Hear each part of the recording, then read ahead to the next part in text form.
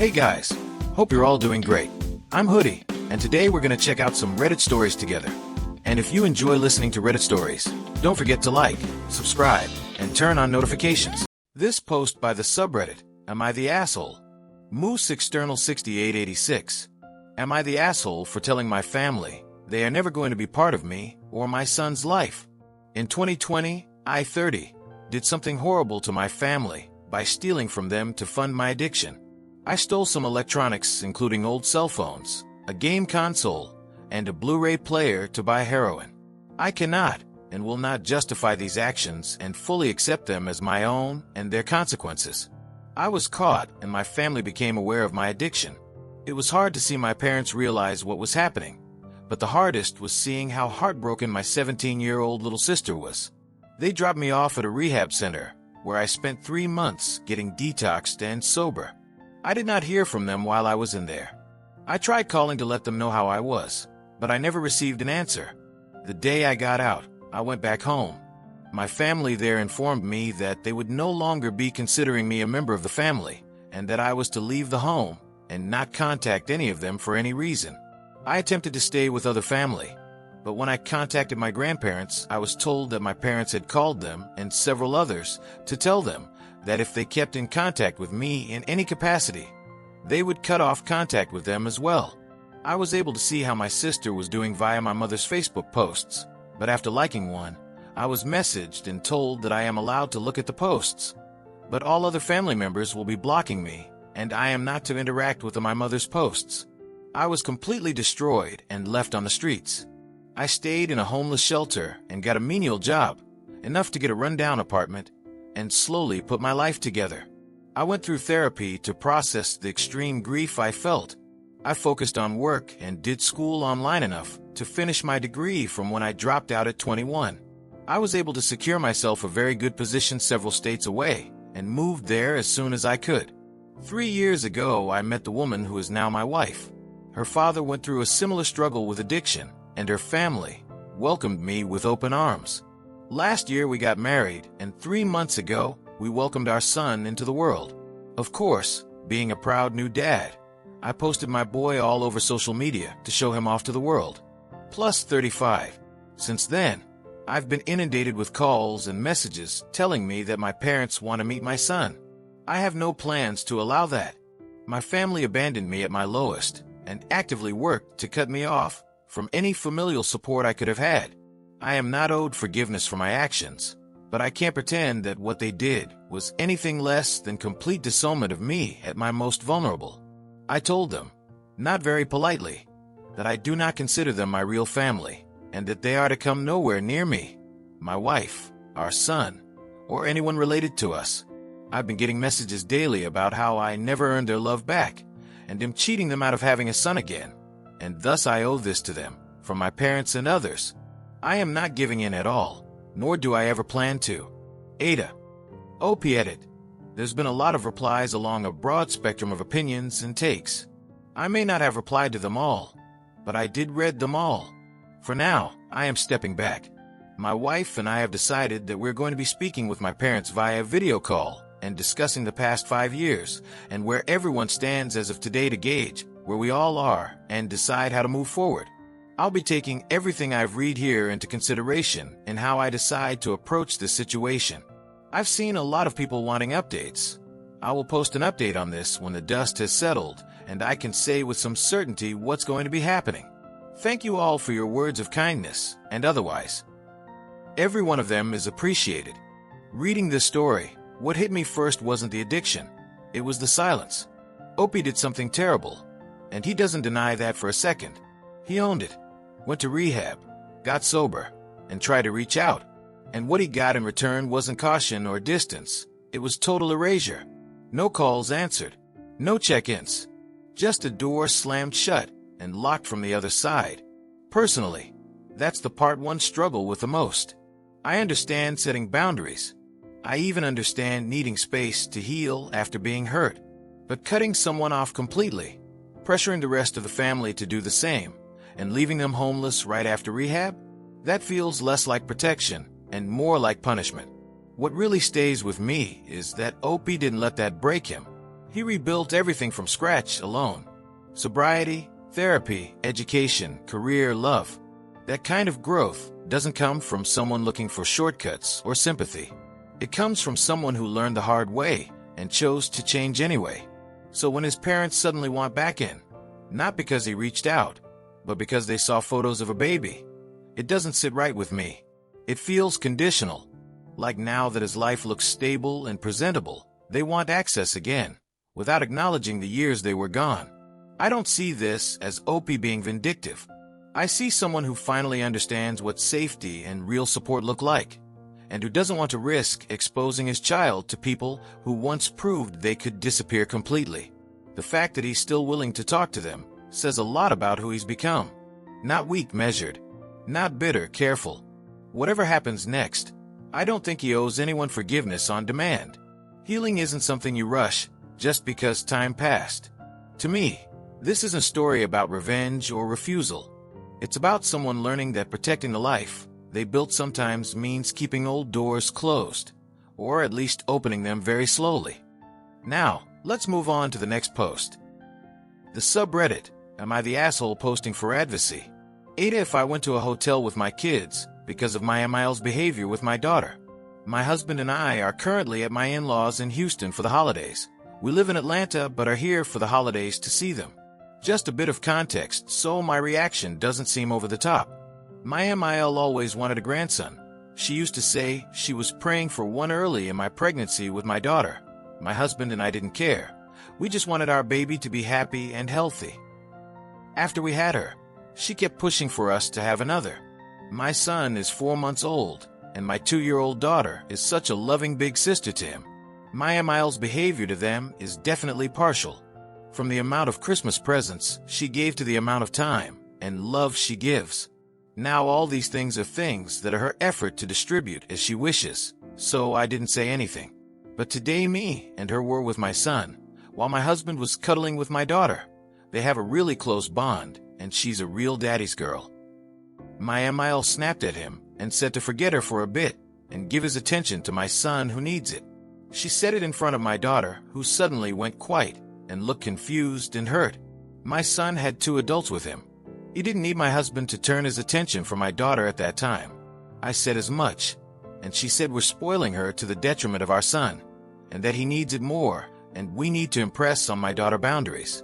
Again, all in front of her. I lost it, took my son and my daughter and went to my husband's room, where we're staying. A few minutes later, my husband came up, apologized for his mom, hugged our daughter, and said Granny was having a bad day, but she loves you so much, don't take it to heart, blah blah blah. I told him I'm seriously considering just booking a hotel for the rest of the time we're here, till Saturday. He told me that would make things worse, that he'll talk to her and fix this.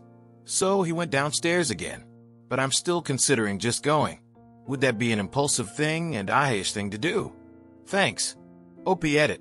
My husband told me he impressed upon her that what she said and did would distance us from her, and that things will go smoother. He said that me leaving with the kids would make our daughter feel like she caused it, which wouldn't be right. I asked him what exactly she said. He said she understood what he was saying, but I asked him exactly what she said, and he just seemed evasive. And I've read some comments. Honestly, I'd much rather go back to Atlanta than stay in Houston at a hotel. I'll have to check how that could be done.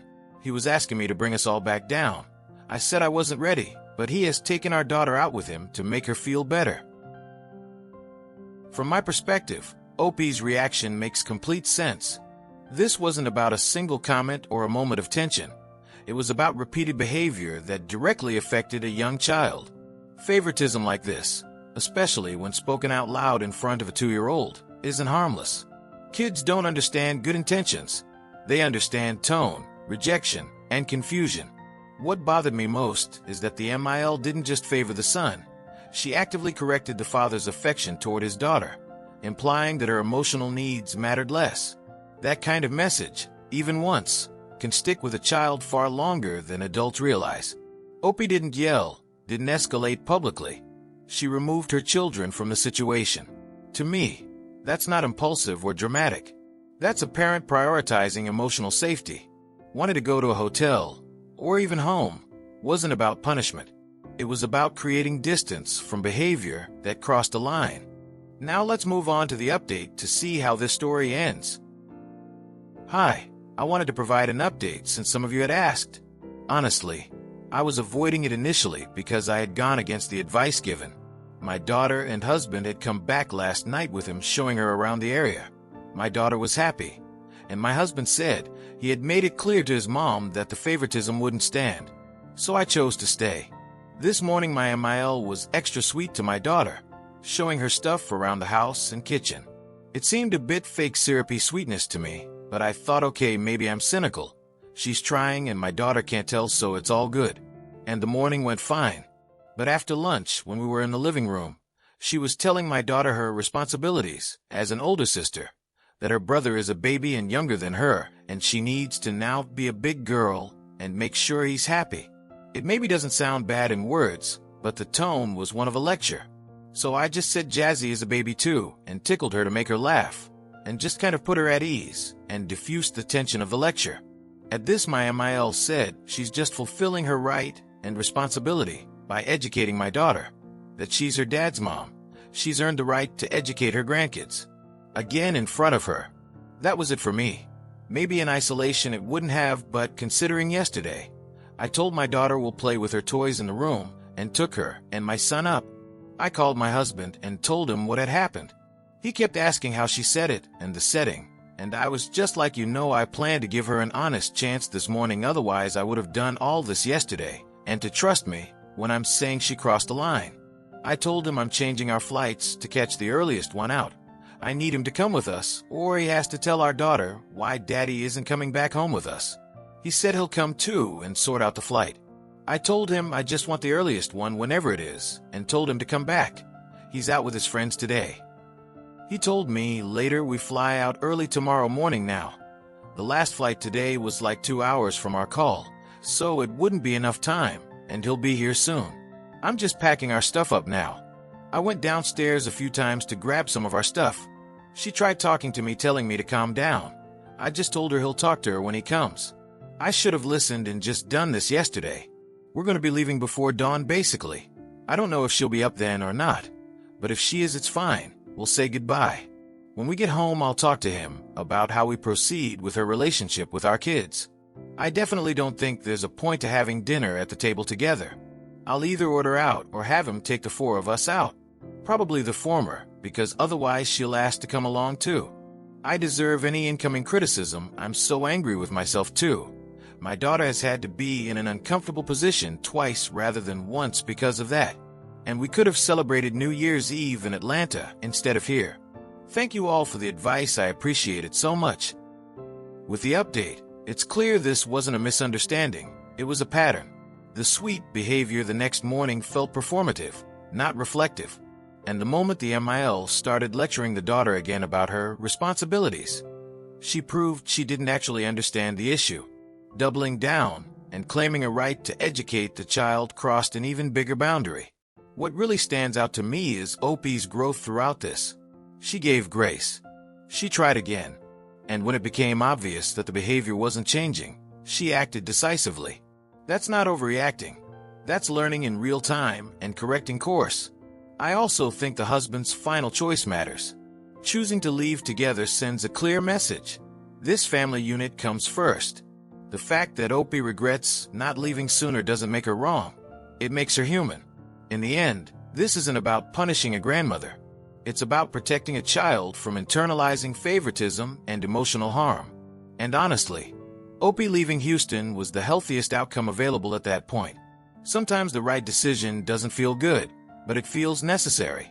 Now, let's move on to the next post. This post by the subreddit Work. Cautious, Soil 5557. My boss just asked me to host his entire family for a week.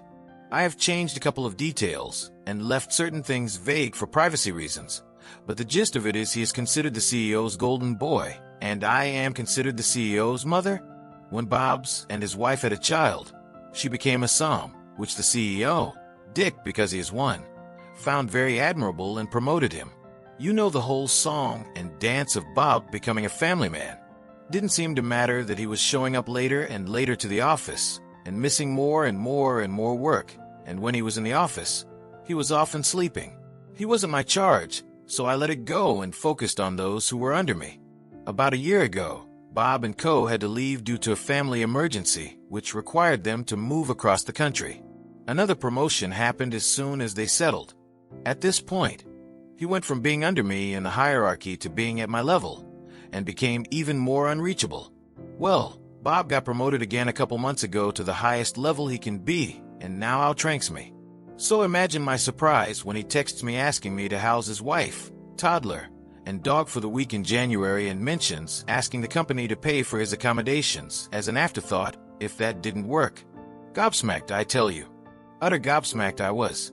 My dude, I haven't gotten a raise in 4 years, and just got silently demoted for having the audacity of checks notes having a baby. That is another fun tale of Dick acting like a spoiled older child with a new baby sibling for another day. Despite nothing with my work changing while you are praised for being such a good dad. Get the absolute fuck out of here. Thanks for listening to my rant. I am going to go take an aspirin before my meeting with Dick, where he will without a doubt mention it. Honestly, my first reaction to this was disbelief. Asking a co-worker, especially one at the same or lower level, to host your entire family for a week is already wildly inappropriate. Asking someone you've repeatedly benefited over while they've been sidelined? That's not just tone deaf, it's entitled. What really stands out is the double standard. Bob is celebrated for being a family man while barely doing his job, yet OP is quietly punished for also having a child while maintaining performance. That contrast alone explains why this request felt like the final straw rather than an isolated incident. To me, this wasn't just about housing arrangements. It was about a workplace culture where favoritism is normalized, boundaries are ignored, and one person's personal life is rewarded while another's is treated like an inconvenience. The audacity of even asking says more about Bob and the company than any rant ever could. Now let's move on to the update to see how this story ends. And we are in the final countdown with some very interesting developments. A quick recap. Bob, CTO, is the family man who is bringing his entire family, including the dog, to stay in my home for a week to avoid paying hotel fees. Dick is the CEO and, well, a dick who keeps rewarding Bob for being a hard-working family man at detriment to his job. So let's start with the minor drama. Bob is on vacation all this week, which good for him. Much earned, I am sure. Just one small, teeny-tiny hiccup. He hasn't told us some very minor details, like meeting place or meeting time. This is all going to go well, I am sure. Now for the intrigue involving Dick. Dick just kind of poofed. Vanished off the face of the planet. We don't talk about Bruno style. I brought up his name a few times in meeting over the past month on things we need him for, and no one, and I mean no one else in the C-suite will say his name. He is off the payroll, which in some weird oversight, I still have access to. Oops. There's been a lot of hush-hush transition meetings with the owner/founder and Bob. So, I think he is going to announce his resignation next Monday, which is a mixed bag since it looks like Bob cannot figure out a hotel booking, is on his way to being his successor. Lusai, in my very professional opinion, give him 6 months before he crashes and burns. And it is totally not because 2 weeks ago, he told our COO he had a bunch of files and then immediately turned about and asked me where they were. So while we ring in the new year, waiting for this clusterfuck to play out, throw out your wildest theories how this is going to go. I don't think it can be any more insane than this. And as an aside, I have a couple of interviews next week as well. Yay! With the update, the situation shifts from frustrating to almost absurd. The CEO quietly disappearing, secret transition meetings, and Bob seemingly being lined up as a successor despite being unable to organize basic logistics. It all reinforces what OP has been experiencing all along. This isn't meritocracy. It's chaos disguised as leadership. What I find most telling is that while this company is busy playing internal politics, OP is already interviewing elsewhere. That, to me, is the smartest move in the entire story. When an organization rewards incompetence and punishes reliability, staying loyal stops making sense. Bob potentially crashing and burning isn't even the main takeaway. The real takeaway is recognizing when a system is broken beyond repair and choosing to step away before it takes you down with it. Sometimes the best response to workplace insanity isn't confrontation, it's an exit strategy. And OP clearly saw the writing on the wall before the ink even dried. Alright everyone, which story got you fired up the most? Drop your thoughts in the comments below. As always, thank you for spending your time with me. Your support genuinely means the world. Take care, much love, and I'll see you in the next one.